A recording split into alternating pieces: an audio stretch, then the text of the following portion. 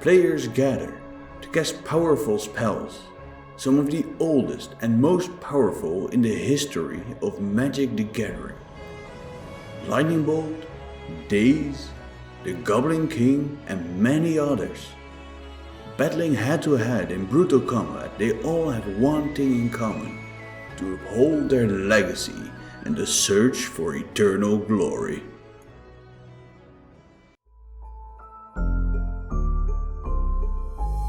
The Eternal Glory podcast is brought to you by the minds behind BoshNRoll on YouTube, ThrabenU University, and theepicstorm.com. This episode is sponsored by ScrollRack.app and Tales of Adventure.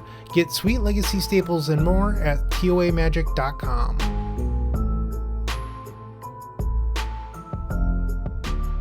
Hello and welcome to episode 81 of the Eternal Glory podcast, Losing the Initiative. We've already recorded 30 minutes of introductions and banter for the week, available in our Patreon exclusive pre-show. Check out patreon.com/eternalglory to gain access. I'm Phil Gallagher, aka ThrabenU, joined by... I am Brian Coval, aka BoshNRoll. And I am Bryant Cook of the Epic Storm. All right. Usually I say, how you doing, gentlemen? But we already kind of covered that in the first part. So I guess let's just kind of get into the thick of it tonight, because we have some meaty content to cover. Right. Shout out before we start to Matt D, our newest Patreon member, who, along with our other 90 Patreon members, there are 91 of them in there now. Those are good numbers. Let's make it 100 before the next episode. There's good stuff. We gave a full review of a theatrical release completely by accident, and Brian and I did not agree on the outcome. If you want to hear Brian and I spar a little bit, that's the place to go. Though it's probably going to happen in this episode too, because we're talking about Dark Ritual as a Magic card again. All right. So we're going to cover a couple of things today. We're going to talk about the Pauper format, which recently got some bans and some other things placed on the table as well. Then we're going to talk about some of the Dominaria United Lords and how they have done for some of our favorite creature decks. And if we have a little bit of time, maybe we'll sprinkle in some acorns and silver bordered cards. Oh, wait, they're not silver bordered anymore, right? That's the acorn, Phil.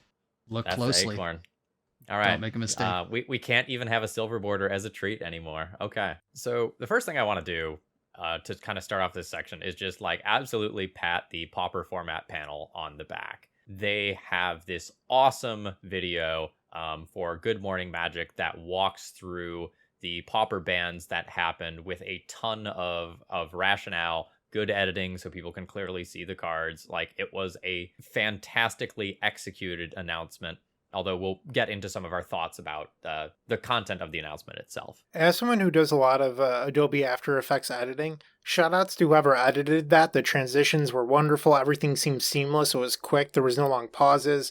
I spent so much time just looking at the craft behind the video itself while I was watching. Not that I necessarily agreed with everything, but I was just enamored by the editing. I loved it. So shout out to whoever did that.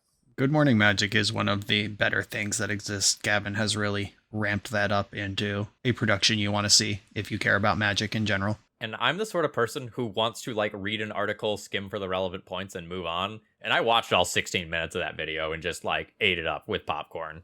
It was awesome. It's 8 minutes if you 2x it. Come on, Phil. You got places to be. We're busy people. I wanna take it slow. I'm a stacks player at heart. I'll just soak it in. Gross. Phil, what were the changes? 4 of the initiative cards were banned: Aarakocra Sneak, Stirring Bard, Underdark Explorer, and Vicious Battle Rager. You mentioned 4. How many are there? 7, I believe. So I believe 3 of them were left legal, and we'll kind of get into that in a second. Short version, the 4-mana ones were banned, and the Vicious Battle Rager, which is the 5-mana one that was in Dark Ritual and Cabal Ritual colors, was also banned. I don't like that you call out the rituals there, Phil, but I'm sure we'll talk plenty about that later. Yeah, it is a scary day to be a Dark Ritual enthusiast in the Pauper format. Yeah, there is a old banned and restricted update from 2016, I think it was, maybe 2017, that I have screenshotted somewhere on my computer, where it was when they banned Eye of Ugin from Modern, and they gave this long paragraph about rather than banning every card that is enabled by something, let's just ban the enabler. Eye of Ugin is banned, And then the very next sentence was Lodestone Golem is restricted in Vintage, just completely ignoring Mishra's Workshop as the thing that made that a problem after literally explaining it in the context of a different format. And there are, the fact that they hit all of the 4-mana initiative things except the one that Dark Ritual cats, where they also hit the 5-mana one, there is some acknowledgement that there is an underlying pulse to that decision, which we can dig into later. I mean, should we just do that now? Like, we're already flirting with it. All right, yeah, let's go for it. Bryant, as our resident Dark Ritual homie, let it rip. Well, here, why don't I set the stage? Okay. So for the people who didn't watch this video, at the end of the video, Gavin brought up Dark Ritual as something that is potentially on the table for bans. Not as necessarily well as Lotus Petal. Yeah. Not necessarily because cards like that are problematic right now, but because they have been problematic in the past, are problematic with initiative, and potentially will be problematic again in the not too distant future once the next somewhat broken thing is being banned. So this was a legitimate, like, asking people in the format, like, what is your real opinion on this? Is this something that should be allowed in this format? Is this an untouchable pillar of the format?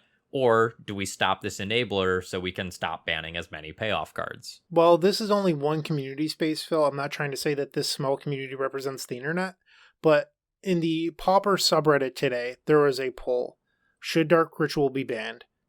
There was just under 2,000 votes, and barely over 75% said no, it should not be banned. So about 25% of people, give or take, thinks that it should be banned for the sins of the past. If you look at the Chatterstorm deck, Galvanic Relay, Initiative, those are things within recent history, not even counting the old Grapeshot decks or whatever. So I get it. That said, if you look at the blue decks in the format, they've also had a lot of cards banned. Like Pauper's just a deck or a format that has a lot of powerful cards in it. It's not a low power format. Pauper's a high power level format. And I think that plays a lot into why I think the initiative was actually cut short. But let's focus on Dark Ritual for now. It's tough because I am obviously biased as someone who is a Dark Ritual gamer. I would hate to see that card banned from the format. As someone who plays a lot of combo decks for my YouTube channel, I actually really struggle to make playable combo decks in Pauper because the bar for something that's actually playable is pretty high due to effects like Affinity or Dimir Fairies. These are fine-tuned machines, and to get something even close to competitive or even that can hang with those decks is almost impossible. So if you remove Dark Ritual or Lotus Petal, you're stuck playing things like Archaeomancer, or not Archaeomancer, Goblin Archaeomancer, or Goblin Electromancer to make Desperate Ritual good. And it's not good enough for Modern. Why would it ever be good enough for Pauper? So I think you end up with a lot of very, very, very terrible combo decks in the format as your only option for playing combo. And I think that Pauper is a space where there should be something for everyone. It's a large pool format. And if you remove combo from it, you just end up with more Monarch mirrors, which is what people are complaining about to begin with. Can I just ask a low-hanging fruit question? Is Dark Ritual just a good card in Pauper? Because when I think of that card in Legacy, I think like Dark Ritual, Thoughtseize, Hymn to Torok, Dark Ritual, turn 1 opposition agent, Dark Ritual, Doomsday. And like Dark Ritual is so good contextually there. But within the context of Pauper, where the things that you are powering out are for the most part lower, excluding like the recently banned initiative cards, Dark Ritual has just felt like an average Magic card to me within Pauper. What's your take as someone more invested in these archetypes? Well, the mono black decks traditionally don't play it. If you look at the Devotion deck, for example, the one that plays Grey Merchant, it doesn't play Dark Ritual. There's the Chittering Rats deck, similar deck, doesn't play Dark Ritual. Dark Ritual into Duress 2-drop isn't really a viable line in this format. You can certainly do it. People can do whatever they want in whatever format, but it's not a competitive choice that you can reasonably make.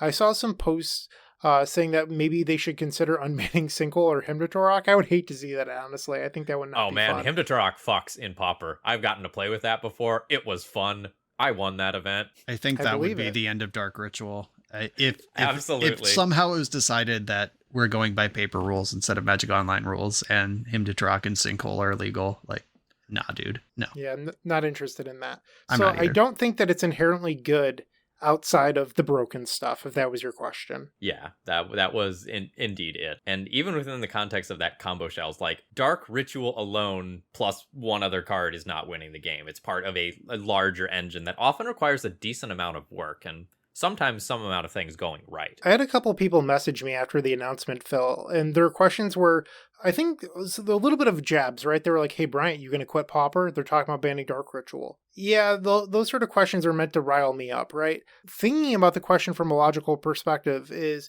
Bryant, would you keep on making Pauper content if they ban Dark Ritual and Lotus Petal? And I honestly don't know the answer because I feel like it'd be pretty difficult. There's so few combo decks, as I mentioned, that are actually viable. I'd be stuck playing stuff that didn't win me my money back and being miserable because I can't win, or just not recording the format. And I'm not trying to play the I'm taking my ball and I'm going home if I can't have it my way sort of stance. It's just like a how much do I value recording stuff that's not competitive enough for me to even want to play? And I think it might not honestly be there. And I'm not trying to sound like a childish kid here. I'm just trying to think about it reasonably, if that makes sense. Yeah, your content's perspective is very different from mine and Brian's in that regard. In that, like, you are much more sticking on brand, on theme. Like you've got a ballpark that you really want to play in. Whereas someone waves some money in my face, and I'm like, yeah, I'll record Pox with your pet card. Let's go. There's nothing I wouldn't do for $75 American. Let's go. Let's keep Slide it G-rated into for the my podcast. Patrons, check it why out. don't we talk a little bit more about the initiative band? So I love the video. I thought that Gavin's explanation made a lot of sense. Wait, hold up. I didn't even get to agree or disagree. You just said all your words about Dark Ritual. I thought we were setting up a conversation here. I'm sorry. My God. Why don't you go ahead? Okay. All of that interruption and setup aside, I agree with Brian. Like, there are different opinions on ban lists floating around. There are like good Magic purists who believe that whatever creates the best, most interactive gameplay should be the goal of a format. Like people who want to see fetch lands and brainstorm banned in Legacy. Games might be better on a lot of metrics if that happened, but it's not Legacy anymore. And there are ban list minimalists who are, why do we have 11 cards banned that are enabled by Dark Ritual and not just ban Dark Ritual and free those 11 cards? I haven't looked at the list. I don't know if that's a real number, but it feels right. And I think that Dark Ritual provides an identity, a gameplay experience that you don't get in most formats, because Dark Ritual, there is in Vintage, there's Doomsday, and some people play Tendril Storm variants, but they're not very popular or generally not good. But it's basically Doomsday if you want to be a Dark Ritual gamer in Vintage. Legacy has a lot of options, and if you're not ready to invest in reserve list cards or power, where are you going to cast a card like Dark Ritual? Sucks in Commander. I mean, high power Commander, you play any ritual effect you could get, but like the Commander table with your friends at the LGS, Dark Ritual sucks. Those games are going to go 35 turns. There's not a good spot for Dark Ritual. Give me that Kodama's Reach. Yeah, exactly. Like Kodama's Reach, significantly better Magic card than Dark Ritual in any game that's going to last more than 2 turns. I think it is important to have a Dark Ritual experience in the format that is made to be affordable. So all commons, Dark Ritual is a common, one of the coolest commons ever printed. It's from Alpha, and we're still talking about banning it in 2022. Magic's 30 years old this coming year, and it still hangs with the best of them. I think that experience should be protected. And if banning goofball shit like a Commander supplemental set self-contained mechanic is what it takes, like whatever, put 4 cards on the ban list for it, I'm in. If you had to hold a gun to my head, I mean, Brian would do that anyway, but if you were holding a gun to my head and you said, Bryant, you have to pick between Initiative or Dark Ritual, it's not a competition for me. Like, get Initiative out of here. And I'm going to transition now into my actual thoughts on the video and everything else. I thought it was really well done. I've already said that. Gavin laid everything out in a very coherent, concise manner. I understood Gavin's message. I appreciate a large number of people on the Pauper format panel. They're intelligent people, and I do believe they have the format's best interest in mind. That said, there's a lot of public outcry for banning Initiative immediately, and it was so fast. so fast. The metagame didn't really have a chance to adjust. So I did record this deck in a video. I got stomped. I went 1-4, and it wasn't just like me being like, oh, I'm so unlucky. I was just getting crushed. Squadron Hawk beats you. Kudaltha Rebirth beats you. Anything with 1/1s. I got crushed by elves. I lost a lot of games where I went turn 1 initiative creature, and they were like, okay, here's 2 1/1, steal it. You're never getting it back and win the game. That was a very regular play pattern for me. And I was like, oh, maybe I'm just playing this deck wrong. And it wasn't like people commented, they're like, yeah, you could have done this better or this better. I'll be honest, I didn't play perfectly. But they were like, ultimately didn't matter. I had turn 1 busted creature and just lost the game over and over. Let's transition this now from league results where I wasn't very good to challenges. The turbo version did win a challenge. And then the larger version of Initiative, which is more like a deck that Brian would play, Dimir Control, that had some fairies in it, initiative creatures, and it played a much larger game plan, that actually won 2 challenges without Dark Ritual in it. So the version that didn't have Dark Ritual overperformed. Okay, well, if it's winning 3 challenges in 2 weeks, it should probably be banned, right? Like, I could see that argument. However, Alex Ullman publishes all of the challenge data. Initiative wasn't even the best performing deck in those 2 weeks. Phil, you're an intelligent guy. What deck do you think outperformed them? Was there some sort of like low to the ground deck with a lot of creatures or evasive Was creatures? Stutter Sprite involved? Like the red decks were the largest in the metagame due to Kudaltha Rebirth, but the answer is Affinity. In those two, in one weekend, I just want to pause for a second, like pause your point, because that little like underhand pitch of like, is there a disruptive deck in the format with lots of small creatures? Feels like red decks. I'm thinking Monastery Swiftspear. I suggested Spellstutter Sprite, and you're like Affinity. Most of the format pillars is the answer to your question. Yeah, sorry. Anyway, I did a bad job teeing you up there. Yeah. My apologies. But in the first weekend, Affinity put up 8 results just the first weekend. Actually, I believe the numbers were 4-4 between the 2 events. I didn't check this weekend, admittedly. I can't speak to those numbers. But the first weekend, it was the best performing deck, even with everybody playing Turbo Initiative. So Affinity was still the best performing thing. And they went and gutted Initiative. I understand that Affinity, according to the video, has barely over a 50 win percentage. I hear that. I'm actually a big fan of numbers, so like, if that's true, maybe it shouldn't be banned. But if that deck is outperforming Initiative and they were unwilling to share the data about the Initiative win rate, maybe its win rate wasn't good enough. Like, they never said the actual win rate in the video. It was mostly just people wanted it gone. They felt that it violated their format. And it's tough because I feel like sometimes in Legacy, they take way too long. And here I am complaining that they went too quickly on Initiative. I completely understand you. But I think that there should have been some time for adjustments, because when I played the Initiative deck, I was getting stomped by 1/1s and I was feeling embarrassed. I was like, how can I not beat 1/1s here? Ginger Brute was crushing me. Phil, you would love a good Ginger Brute. I played that card in CEDH, so yep, we've seen it in play in Iron Deck. Ooh, I gave a spoiler. Sorry, Alexander. But I lost my train of thought. You were going to say yes, Brian. I agree with all of your points. They were perfect. I agree, Brian. Thank you. It is Wizards of the Coast policy, at least in practice, if they haven't said it out loud, not to give ban percentage, like win rate percentage bans in ban articles. Like, have they ever done that? Where they like Deathrite Gem was winning 56% of games? Did they say those? Times, okay, yeah. They did give the numbers. Okay. Yep. One of the first times they didn't was Underworld Breach. They were just like, the numbers were too high. We don't want to share this. Yeah, and okay, maybe that's what I'm thinking of. And if there's also like short-term metagame things to consider, like maybe Affinity naturally predates on Turbo Initiative, and we could end up in a sick metagame where Affinity has a snowball's chance against Initiative and everything else just dies to Initiative.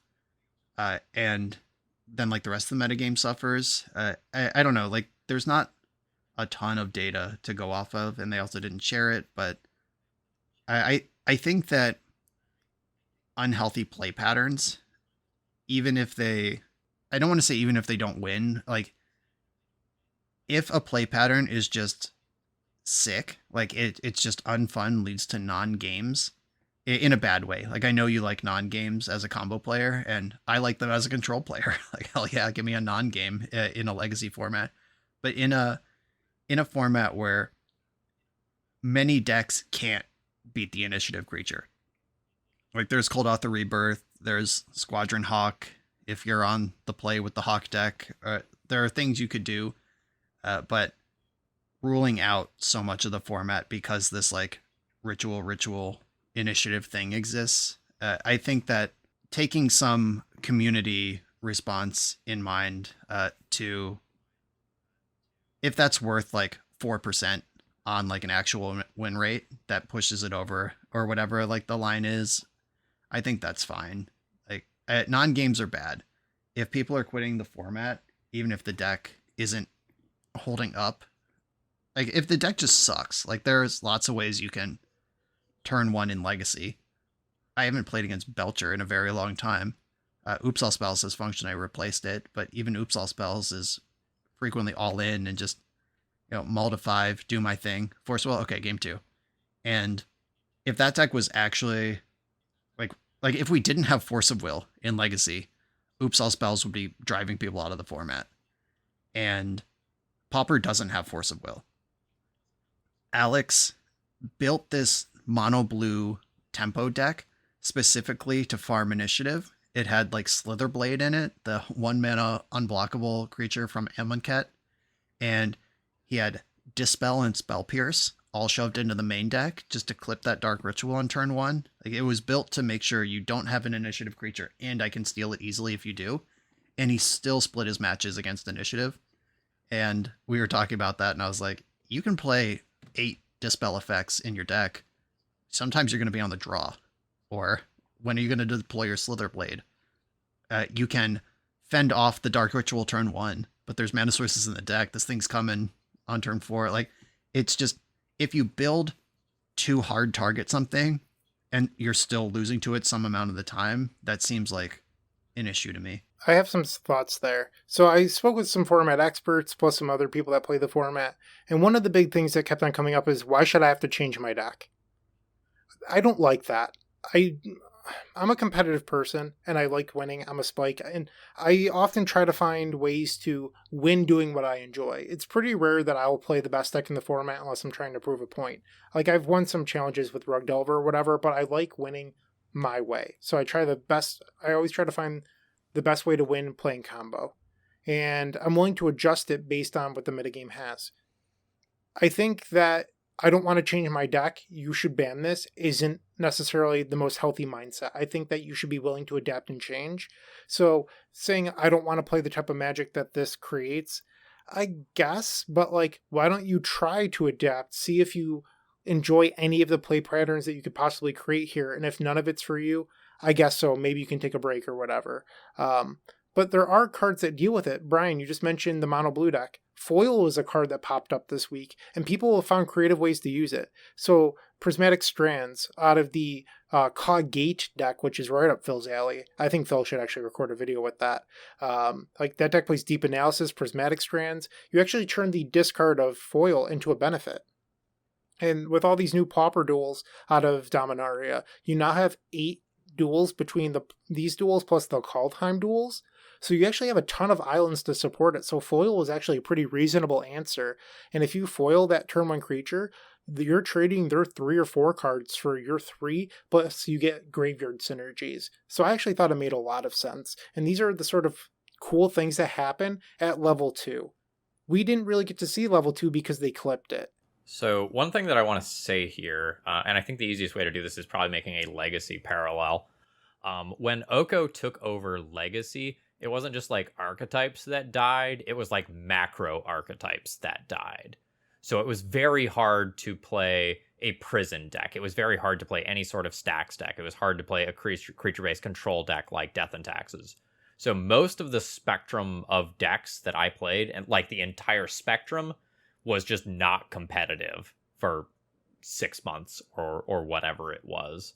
And I have a feeling that the initiative might have outclassed ranges of Pauper decks rather than just invalidating a single player's I archetype. had that exact idea have not- in my head. I was also thinking of Oko as something that, Abrupt Decay it.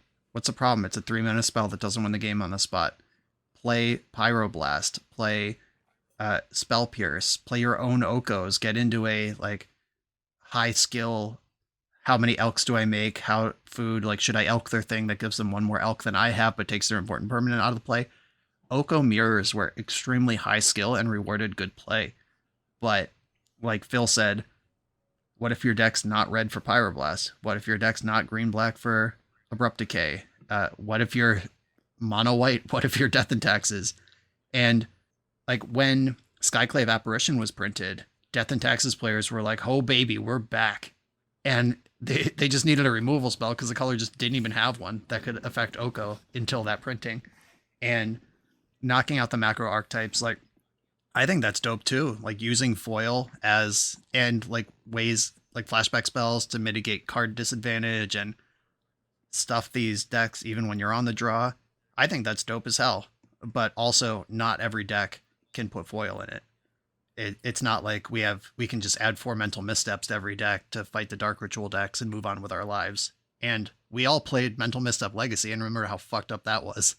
So it just, I don't think the tools are there for enough of the format. And if we're wiping out swaths of macro archetypes, it's just not good. So we mentioned decks like Affinity being favored, Fairies, Kadaltha Red, Elves, plus this Cogate deck. That's 5 of the top decks in the format. And then Natural Burn apparently just beat it even without Kadaltha Red just because they're a faster deck. So 6 decks, I mean, I understand this is not a super large number, but these are decks that are already on top of the metagame. And I understand what you're saying about Oko, and it makes a lot of sense to me. That said, I think Pauper is actually dealing with a much larger issue that Initiative is a symptom of, which is it's an eternal format with an ever-growing card pool. And it's actually a very similar problem that Legacy faces, where over the last 5 years, we've received a lot of Fire Design cards. And people have this fond memory of playing their mono-black Chittering Rats deck from 2014 all the way to 2018. And they're like, make mono-black rats good again. And they want their deck to be good. But their deck was never going to be good again, and it's not Initiative's fault. That deck was already on the outer fringe, and it's just more cards being printed that are good that are shutting it out. So people look at this and they blame Initiative for their pet deck not being good, but is it actually Initiative, or is it the fact that the cards now are just so powerful that everything on the outskirts is being scaled out and the next thing is going to push it anyway? I think you're dragging one excellent point into this conversation where it doesn't necessarily fit completely, because I agree. We've had this conversation about Legacy and about Pauper and about every other format. Cards get printed. It's a non-rotating eternal format. Stuff's going to get invalidated. Things are going to shift. You can't expect your 2008 win rate with your 2008 deck in 2022. Same is true in all of these formats. And you do need to adjust. But and you're right. Mono Black Chittering Rats the problem was not the Initiative. But I think that you all are just haters. Chittering Rats is so fun. I love a Chittering Rats. I have Mono Black Chittering Rats foiled out in my closet in a literally rusted out old metal deck box from probably 2007, 2008, from that era when I was playing a lot of Pauper in college. I own that deck. You don't need to sell me on how dope it is, but it's just not good anymore. There's a lot of stuff, and Fire Design shifted some stuff, but I think a design that over time Chittering Ratsing your opponent to lock out their draw step 2 or 3 times in a row doesn't win a game anymore over years of printings is different than this one mechanic across 7 cards, 4 or 5 of which are easy to turn 1, immediately stomps out a whole lot of things, and there is no creative solution. Unless they print something to the tune of Mental Misstep or some sort of color agnostic foil effect, there are decks that will never be able to invent their way out of being on the draw against the Initiative deck. Yeah. And as far as back to Bryant's point of adaptation, if you liked the Chittering Rats deck, you can shift to something that has the Monarch mechanic in it and play a reasonable imitation of the deck that you used to play, something in the same vein in a lot of cases. Yeah, Thorn of the Black Rose slaps. You can put that into mono black control and try to keep up the black white Pestilence deck with Guardian of the Guild Pact that never dies to Pestilence. You just hardlock any creature strategy while burning out your opponent. You can do this stuff. You can play big mana decks. You can win with Grey Merchant. None of those things are going to be foiling a turn 1 play out of a deck without islands in it. I'd like to make a point here. So Initiative was legal for 2.5 weeks on Magic Online. That's not a large enough sample size, in my opinion, to allow people to adapt. If you think about it, it is faster than the fastest ban in the history of Legacy, which was Underworld Breach. The Pauper format panel has that power. I just don't know if it's necessarily the best thing to just ban something before people can possibly react. This mechanic was not so strong that I think if you gave it 2 weeks that it was... Like, there's a possibility. I'm willing to admit that Initiative was over the line. I'm just saying that I wish they would have gave it at least another week and a half for a full calendar month to see if the metagame could have possibly adjusted and find out if it's actually a 1 top 8 per week deck. If there's 2 events every weekend and it puts up 2 in the top 8, that's probably a reasonable deck. But we never actually got to find that out because they clipped it so quickly. And I guess that's my biggest issue, is not allowing things to pan out. And just going like, oh, people online really hate these cards. Let's just ban it. I don't love that. I just think that there probably should have been a little bit more time. The case that I've always made for Pauper is that it's Legacy without the bullshit. Like, you're not going to get show and told. You're not going to get stormed out, at least not on turn 1.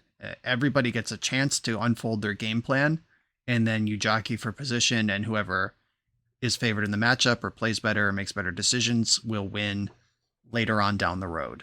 I think that anything that threatens that balance is a problem. Maybe Initiative is like a 40% win rate deck, but all 40 of those percents are just fucking misery. Other data that might be getting looked at is how many people are queuing into the Pauper leagues at all. How many unique players dropped off because maybe they do split 1-1 playing against Initiative twice across their 5-round league, and just those... Or maybe they play against it once and they lose and they're just like, this sucks. I'm out. Like, when I play Pauper, I want to settle in and execute a game plan. I could play Legacy with Force of Will in my deck if I want to fence with Oops All Spells. I just don't think it's worth the risk. It's definitely a fast ban. There's not a lot of public numbers that support it. I agree with all those points. I think that there's more at play here than numbers and a line where the numbers cross. One other thing that I want to bring up here is how difficult it was physically to get the Initiative cards online. So I know Brian and I both tried to record with this deck, and the cards weren't available via subscription services like Card Hoarders yet, and individual copies of commons were north of $15, and a lot of these decks would play like 12 of these effects. Like, there were like very easily north of like $300 Pauper decks on Magic Online where the cards aren't even real. It was just very much a shocker to like see that I was priced out of playing Pauper of all things as like a vintage and legacy content. Yes, creator. my loan program couldn't keep them in stock, and when I went to, frequently I'll just buy a card if I'm 2 cards short and the loaner doesn't have it. I'll just go buy it for the league and sell it and take my 2 ticket loss or whatever. Those things were 15 tickets for this common, and I was like, okay, I can put 80 tickets into this, lose 10 or 12 of them on the resale on the back end, and maybe have a bad time, and maybe this thing will be banned before the video comes out. I'm just gonna pass, and that's frustrating too. I can't speak for everyone, but on one of my Pauper videos, somebody, I mean, obviously internet comments can tend to be unhinged, but someone was like, Snuff Out is an outrageous investment just to play common Magic cards. Snuff Out at the time, I think, was like 8 or 9 tickets on Magic Online. They're 20 now. They're 20 now. They just keep going up. There hasn't been a reprint. But like, to legacy players, $8 for a card, 32 for the set. Sure. Free. That's Magic. They're basically giving them away. Whatever. My whole deck costs $50. If 32 of it was snuff outs, that's fine. And this is this format's Kappa Cannoneer or Minsk and Boo right, scenario. I like the idea that somebody would feel so strongly that $8 for a magic card. I don't even think I was playing 4. I think I had 3 in the deck. Like $24 for 3 magic cards is disqualifying for an archetype. Like, this is insane. This is a huge financial risk to move in on this. In this case, they would have been right. Who spent $300 on initiative cards, farmed Pauper leagues for a week, and lost their $300? That's tough. I feel for those people, and that's the real fallout of bans. That is the cost of the cards associated, and Pauper should be the format where that's not a huge hit, but in this case it was because of the way Magic Online rolls out. Not that I think that any of that should be part of the original conversation. I'm not even sure how we got here, but yeah, I record Vintage and Legacy, and I couldn't get my hands on these Pauper cards. I've recorded 4 decks with Minsk and Boo, and I have 0 decks with Raged Battle Rager, or whatever this thing's called. A slightly different topic. I was talking with a Pauper content creator, and I'm not going to share their name because, well, I don't want them to get hatred on the internet. Well, I was talking to them about my experience playing the initiative deck, and they said that they found with talking with other people is a lot of Pauper players, they see hands that are land spells keep, and they don't really think past that point. The average Pauper player, you might be so good that that's not the case. Listener, certainly not Phil. I mean, come on, Phil. Phil always keeps lands and spells. Come on. Island Ponder, baby. But realistically speaking, lands and spells, a lot of people keep these. This individual brought to me with the point of, well, lands and spells aren't good enough against initiative. You have to have a coherent game plan, and people haven't had to mulligan with that in mind since Daze and Gush were banned. He's like, it's been 5 years since that's been a real thing, and people aren't used to those play patterns. As someone who plays other formats, I think about that all the time when I mulligan with the Epic Storm and Legacy or Modern Twiddle Storm or whatever. Hands have to do something quickly.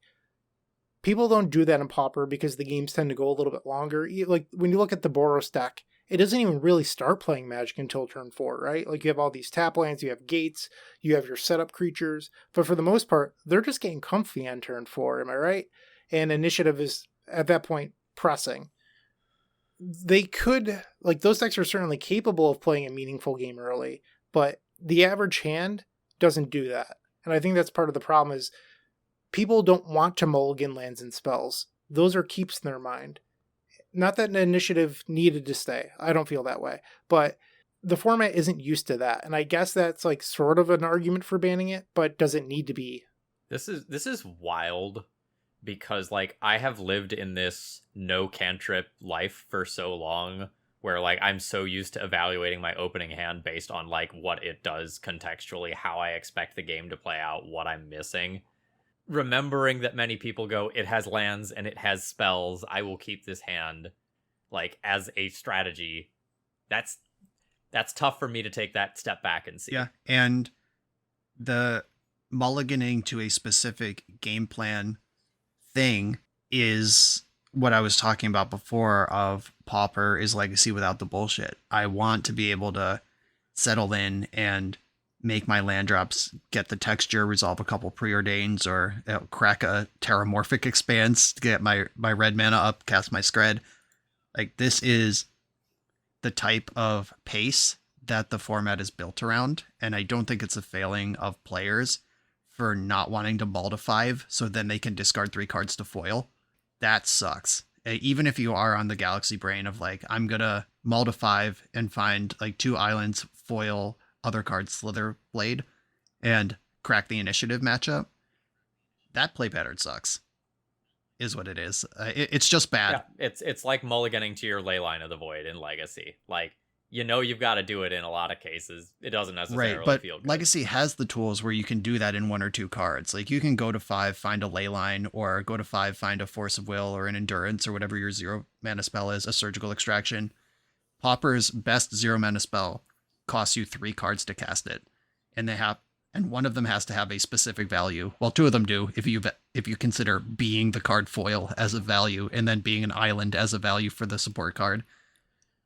I just think that sucks. And like we have Legacy, we have Vintage, even Modern can get pretty messed up with all the cascade spells flying around and stuff. Like there's plenty of eternal formats, non-rotating formats where you can get a little, you can expect to mulligan to turn 0 or 1 interaction and that be the right play.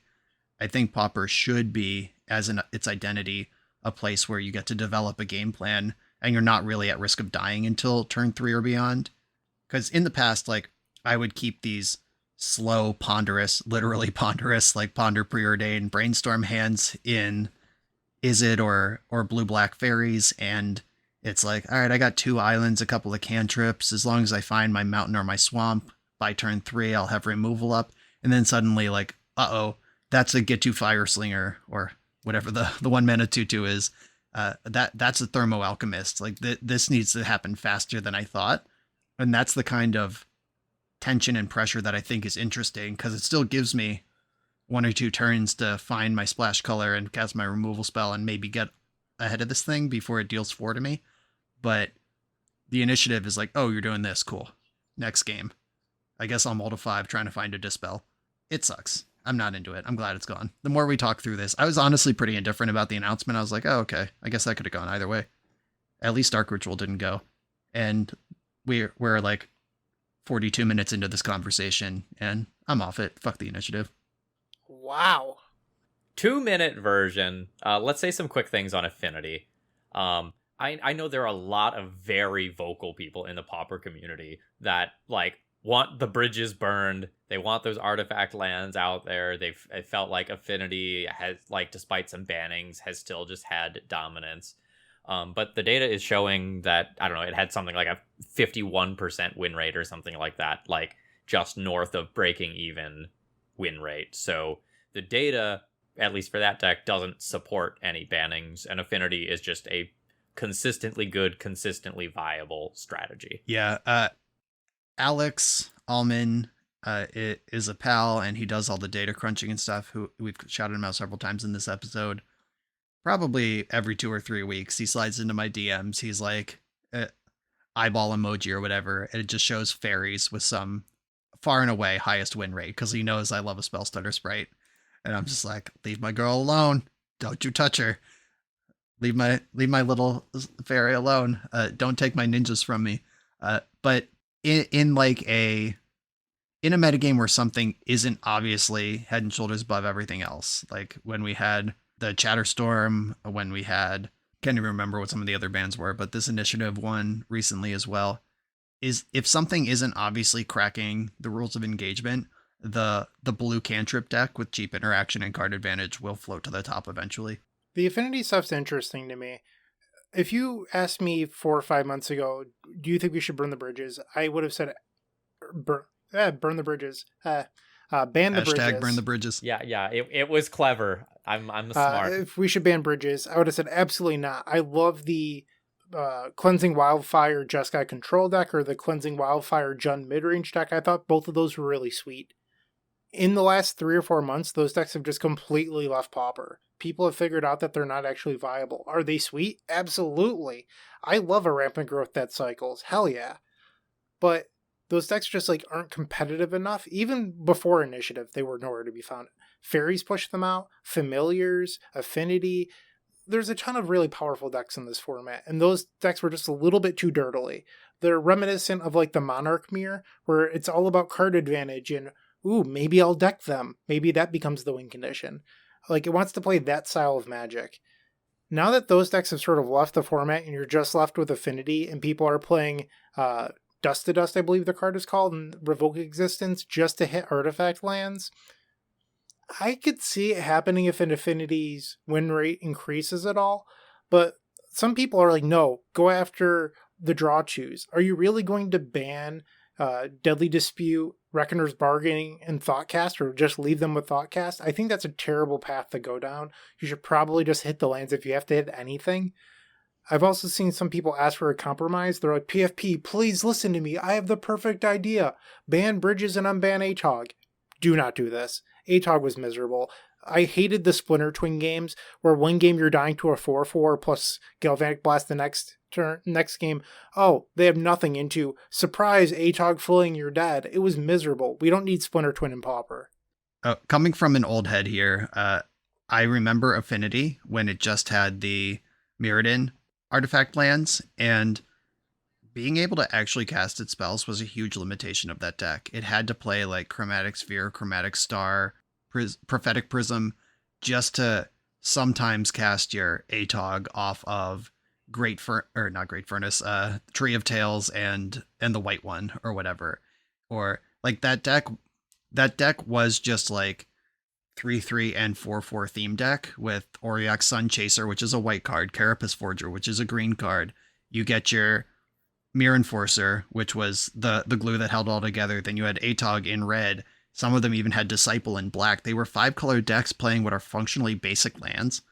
That deck needed to do work to make its things happen. And you got Mox Monkey.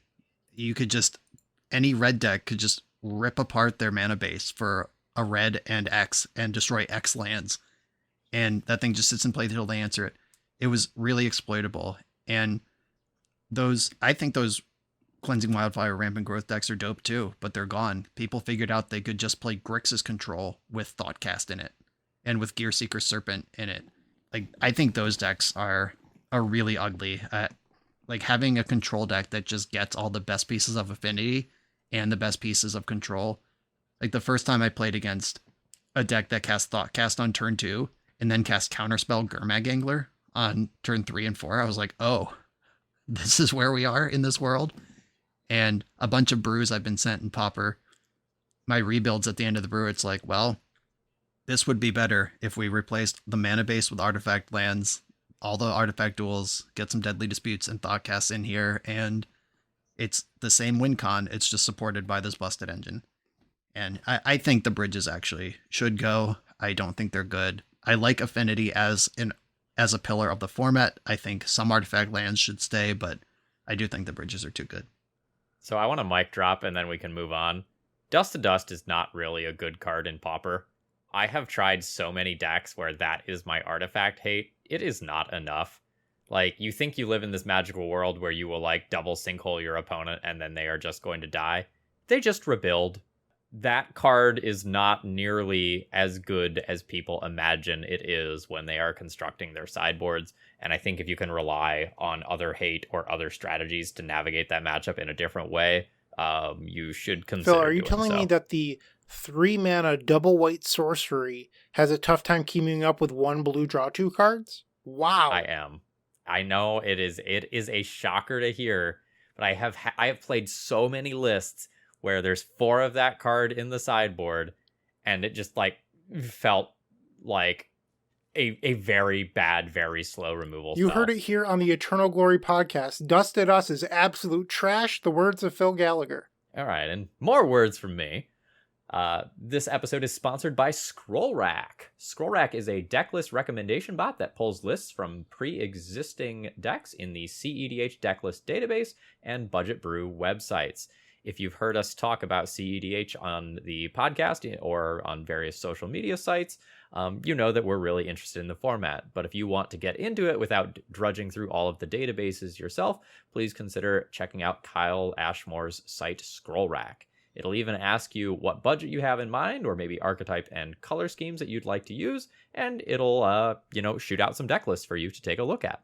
So, Phil, I heard that there were some Lord effects in Dominaria United for creature, themed strategies. This is your wheelhouse. You've been playing it with a ton of these decks. I've lost to some of these decks.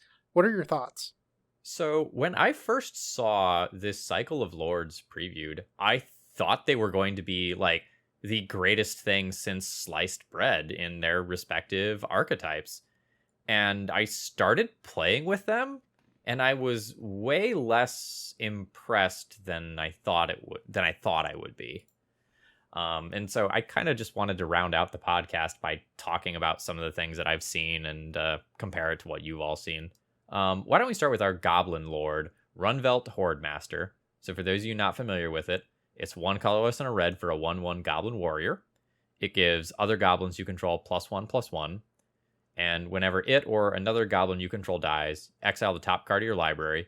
If it's a goblin creature card, you may cast that card until the end of your next turn. That sounds really good. Giving card advantage and redundancy when goblins die. Goblins are really good at dying. Phil, what could go wrong? Well, here's the thing. I played a league with this, and in 5 rounds, I did not successfully get a single trigger that allowed me to cast a goblin. In 5 rounds. And this is with a deck with like 3 Skirk Prospectors and a couple of Sling Gang Lieutenants. So I have my own like sacrifice outlets to kind of make this go off. And I was playing with like Mog War Marshals to give me extra fodder. And not once did I get a successful trigger. I have not seen this thing trigger very often either. I have seen really cool looking screenshots being shared around the Legacy community and Modern community, getting retweeted. Okay, I lied. I played against this thing in Modern, and it was pretty fire. But in Legacy, which is the format we generally talk about, other than some cool screenshots, I've seen this thing come into play, and I kill it. Or Endurance is still bigger than all the goblins. No, you exile it, yeah. Which is worse. Yeah, white removals everywhere.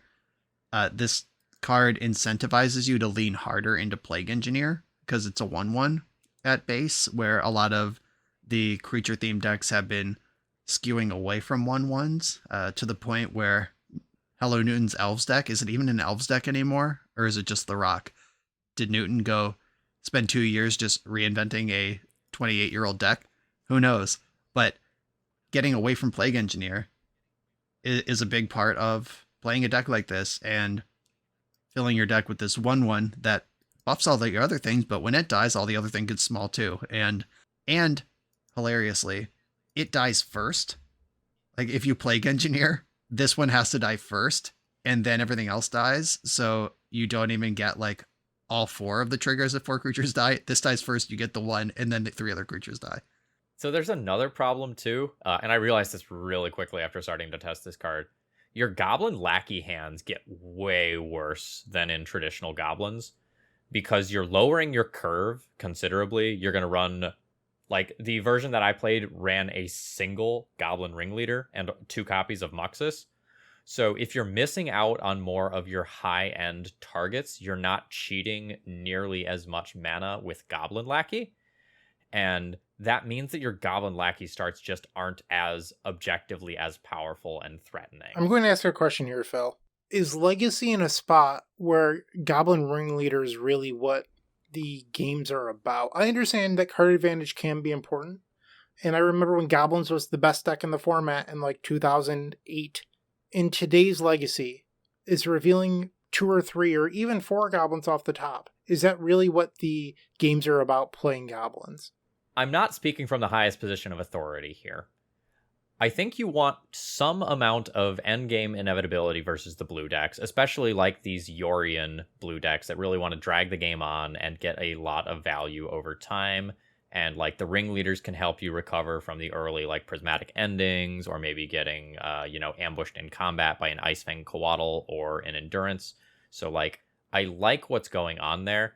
That said, the blue decks are now picking up things like Minsk and Boo that threaten to just end the game more quickly. The same is true with Murktide Regent. So this newer Goblins deck list has a greater potential of like a combo based kill. But it doesn't feel smooth to me. And it kind of feels like I'm playing a deck where I need to assemble like 4 different cards to win the game. And a lot of the moving pieces, like say Skirk Prospector or Mog War Marshal, aren't like objectively very good Legacy cards. Yeah, and this sort of pushes you from like the classic Goblins thing is that it can play aggro, combo, prison, or control and morph based on the matchup. Might even take on 2 or 3 of those roles in a single game, based on letting Matron tie all your pieces together. And I really like Goblins. I like that it has stayed Legacy viable this long. Even if it's not in the top tier, it's never far behind, and Goblins players are working hard to keep it relevant. And I think a card like this, if you're not getting a lot of games that are literally like attack you with my 3 goblins, 2 of them trade with 2 of your creatures, I flip 2 more goblins. Like, if those are not the play patterns, and the play patterns are closer to, like, Jockey to Muxus, or Wasteland you, Port you, while my Vial ticks up, I think you end up in... I mentioned Hello Newton's build of Elves, which no Quirion Ranger, no Nettle Sentinel, lower on Heritage Druids. Nettle Sentinel was always the worst card in Elves, except when you were going nuts. And when you weren't going nuts, Nettle Sentinel was terrible. And you just kind of open yourself up to these hands where it's like, well, I drew 2 Skirk Prospectors, but no Horde Master. That's it. I tend to favor density of dope spells versus moving cogs that have to line up correctly. I also found this deck to be exceptionally difficult to sideboard with, and I say that as someone who is generally speaking pretty good at figuring out how to sideboard on the fly, given like the range of decks that I play. And I was looking at this going like, how many of these gears can I actually remove and have my deck still do its thing? Because I was feeling like, hey, this Mog War Marshal is the worst card in my deck. Can I actually take that out and still do my thing? I felt very awkward and very unsure about myself. Sideboarding with goblins is tough right now.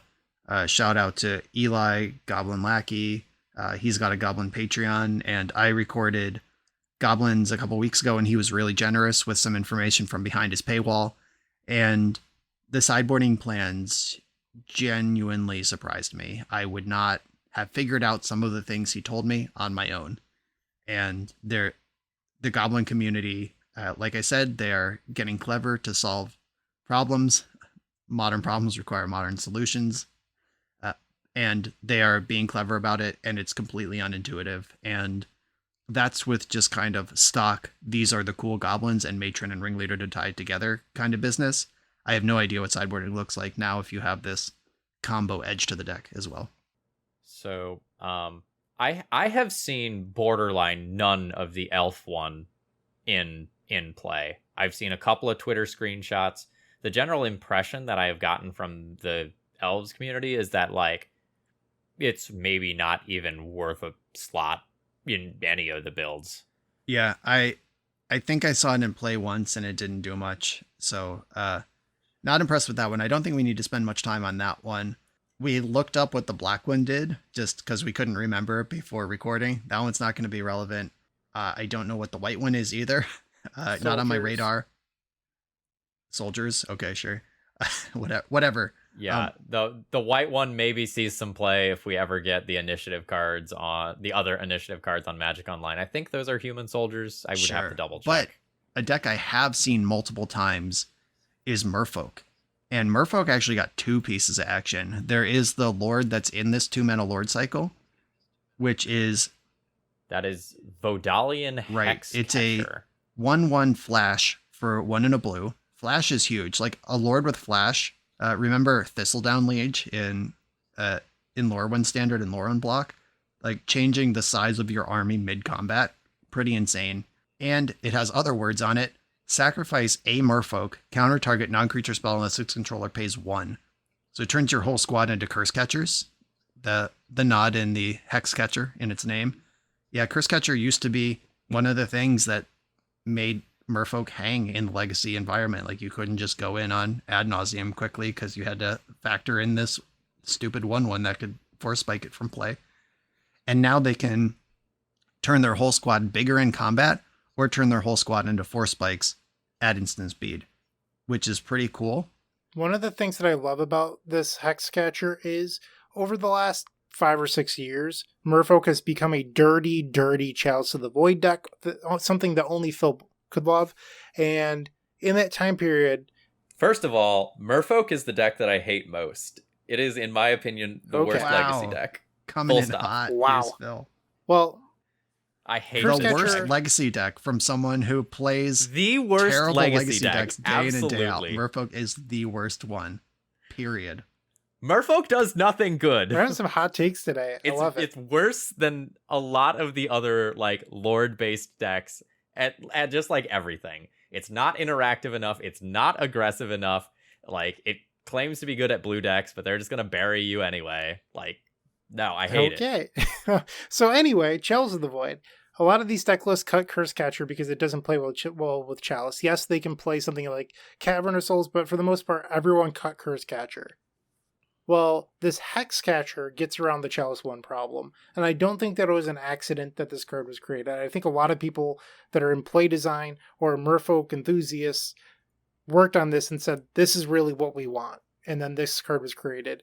I know that Phil might not be high on this card due to our pre-episode conversation, but I've had my butt kicked with it across formats. I've lost to it in Modern multiple times, and I've certainly lost to it in Legacy. Card's really good from a combo perspective.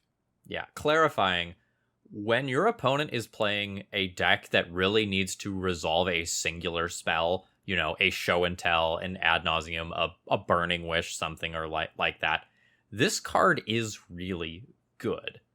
But like, this card also suffers from the same Plague Engineer problem where, like, if you don't have multiple lords, you lose this, and then you lose, you know, the Curse Catchers or the Tide Shapers that this thing was protecting. And Merfolk doesn't actually have a high enough density of good cards to be a Legacy deck. You end up playing a lot of cards that are just horribly embarrassing in the average Legacy match.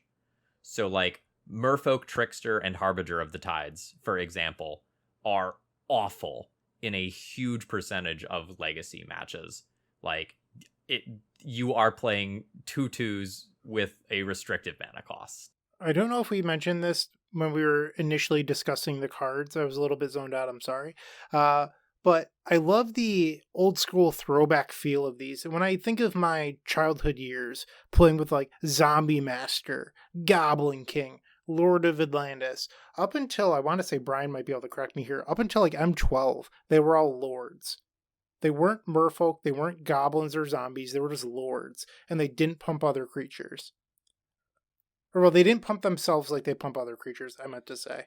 There was a creature type update. I think they figured that out at some point where, that's why they're called lords now. For those of you who don't know that terminology, Lord of Atlantis was literally blue summon lord and gave merfolk +1/+1. Now it is a merfolk that gives other merfolk +1/+1 because it was one of those things that in the early days, I guess, made sense, but at some point someone in R&D was like, wait, why doesn't the second Lord of Atlantis help the first one? And they've just printed for them to be better since then. Yeah, I just love the old school feel of not pumping themselves, but being Lord effects and that sort of thing. It just makes me remember my childhood a little bit. And I thought that was a nice touch from play design. Yep, and it's entirely intentional. This is Dominaria United. Dominaria is the place where we spent the first long time. I think in the original days they were calling it Dominia, and Dominaria came later, like around like the Weatherlight saga. Was Dominaria was like finally called Dominaria. Might have been Mirage before that, but until we got to, when did we leave the plane? Like Wrath is a different plane, but it was the story of the Wrath cycle in like Tempest Stronghold Exodus was these adventurers from Dominaria went to Wrath to fight Volrath and then came back to Dominaria to save Dominaria. Yeah, we were there for a very long time, and all of this is a throwback. I bought my boxes from my local store. I usually buy 2 boxes every time a set comes out, and one of the edges of the box, the side, they gave it the alpha beta box color treatment, like that sort of like faded yellowy brown that those boxes were. And my brain chemicals fired when I saw that. I was like, oh my God, these little nods, like calling it Hex Catcher as a nod to Curse Catcher, being a classic creature type lord in the vein of alpha. Yeah, they knew what they were doing with these, and these are going to be really popular and probably $5 and $10 bills forever. Every EDH deck. It's not about like the best one. Like we're talking about Legacy here, but it's just about like, we only get one of each, so just give us more and I'll put it in my EDH deck forever. And this sort of thing is popular. I want to shout out though that Merfolk did not only get one card, they got two. And this is not even, in my opinion, the good one. It's a good one. But more importantly, Emperor Mihail II. This card, 1 blue, legendary creature, Merfolk Noble. Shout out Mike Noble. You may look at the top card of your library at any time. You may cast Merfolk spells from the top of your library. Whenever you cast a Merfolk spell, you may pay 1. If you do, create a 1/1 blue Merfolk token. Let's think of something that was already happening in Legacy, which is Thought Lash plus Thassa's Oracle and Paradigm Shift. That was already a combo deck that exists. If you have Mihail in play, you can look at the top card of your library at any time. If you have Thought Lash in play, you can exile the top card of your deck to prevent the next damage to you. You can exile cards until you see the Thassa's Oracle, which you can cast from the top of the deck, and then you cast it, and then in response to its trigger, exile the rest of your deck with Thought Lash. The Thought Lash, I've experienced this as well, makes the creature half of the deck unraceable. Like you slap Murktide Region into play, try to go up in the air, they're like, sure, exile the top 7 cards in my deck, bash you for 6 on the swing back. By the way, I'm threatening an Oracle kill. This is a really scary dimension. There's some hybrid lists floating around there that present the Merfolk curve. They have the Lords, they have the Island Walk, they got all that, but then they also have Thought Lash, and they can rip with Mihail until they find Oracle, and they're threatening both at all times. And I have a lot of respect for those decks. I don't think I've lost to them yet. I think I've played against them 3 times and narrowly won all 3, but it's scary having to think about 2 things where Supreme Verdict might not be a game ender, which it always has been in the past. You can also sometimes find Paradigm Shift in that deck because it does play into the Thought Lash combo as well. So that version of Merfolk has been around for a while. This is just like another tool to go along with that game plan. Right. And even if you don't have Thought Lash, it's just card advantage. Just casting Merfolk off the top of your deck. Realm Walker has done cool things for creature type decks. I've been submitted many brews based on Realm Walker's ability to just shred cards in decks that don't naturally have a ton of card advantage. Silver Gill Adept was one of the best cards in Merfolk forever. Just 2/1 draw card. It let you push ahead of the Swords of Plowshares, 2 for 1 the Plows, 2 for 1 the Red Blasts. Your opponent has to find a sweeper or some sort of lock piece to actually slow down your development. And Mihail, on a mid-game board, even if you have 6 lands in play, just vial this in, cast 3 2-drops. I mean, that's the nuts, but it could happen. That couldn't happen before. And you can look at the top card of your deck at any time.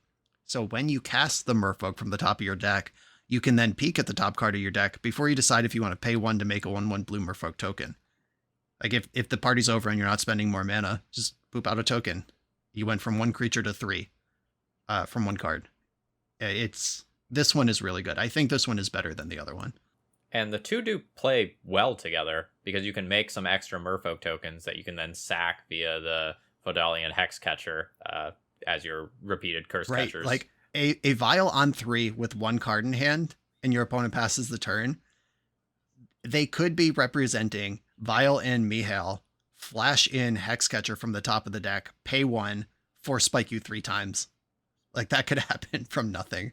And that's just a really scary dimension. Obviously that's nuts and you wouldn't know it's there when you go for it, but like it's a lot of resources from nothing where normally the game plan from at least the control side is pick off the Lord, keep them off Island Walk, stick a creature so now I can block and now we start to move forward.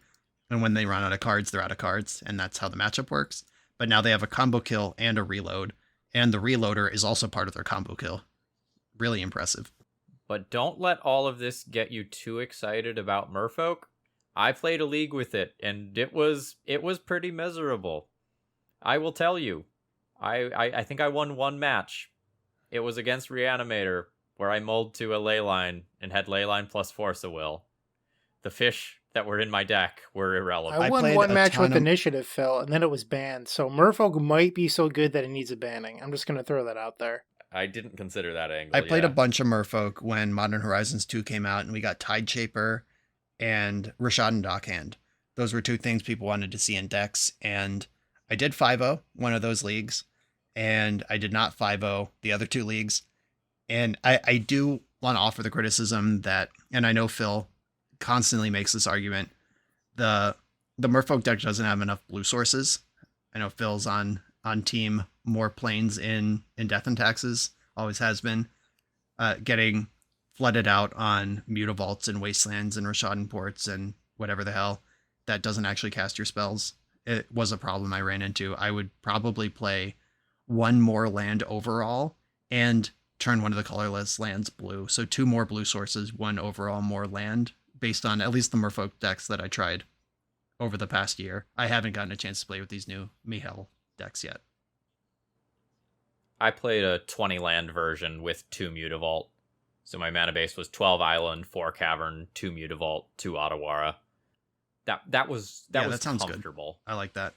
All right. Well, we originally had said that we might go into some of the Unfinity stuff, but you'll just have to get that content by scrolling through Twitter, I suppose, and maybe we'll revisit it next episode.